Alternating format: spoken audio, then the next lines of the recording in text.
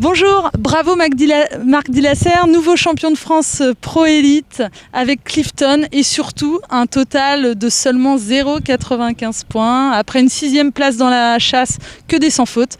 Donc heureux j'imagine? Oui, bien sûr, vraiment très heureux.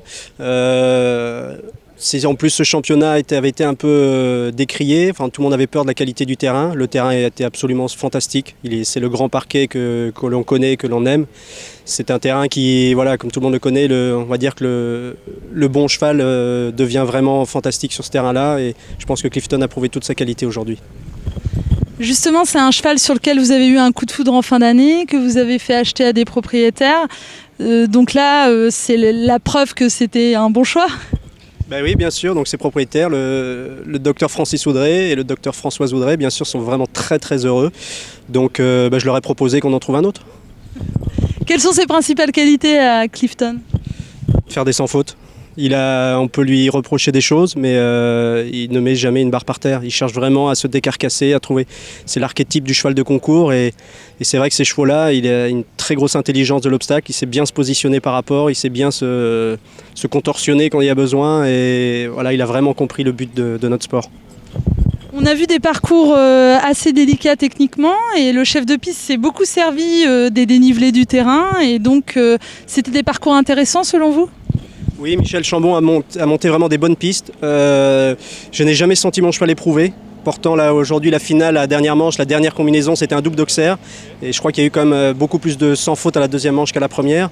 Donc c'est un bon signe que le chef de piste n'a pas tiré sur les chevaux. Et je pense qu'aujourd'hui, c'est ça le plus important dans un championnat. Vous aviez fait du 4 et 5 étoiles avec Obi-Wan, Dame Blanche entre autres, jusqu'en 2013. Là, ce titre qui va de nouveau vous ouvrir les portes des beaux concours, c'était important? Bien sûr, c'est vraiment très important, c'est une très grosse opportunité, ce qu'on disait encore tout à l'heure, puis la qualification automatique dans tous les grands prix en France pendant un an, ça c'est un confort absolu. Et voilà, après on va pouvoir établir un programme pour monter en puissance mes chevaux, parce qu'il y a Clifton, mais il y a aussi Siamoise, il y a aussi Air Corrado, il y a aussi Ramona, j'ai mon étalon Piuta qui prend 8 ans, qui attaque les 145. Donc ça tombe vraiment à point nommé parce que j'ai un piquet de chevaux comme jamais je n'ai eu. Mais pour revenir au plus haut niveau, vous vous êtes aussi donné les moyens en réorganisant votre écurie? J'ai tout réorganisé, c'est sûr que quand on prend une claque, on réfléchit, on réagit.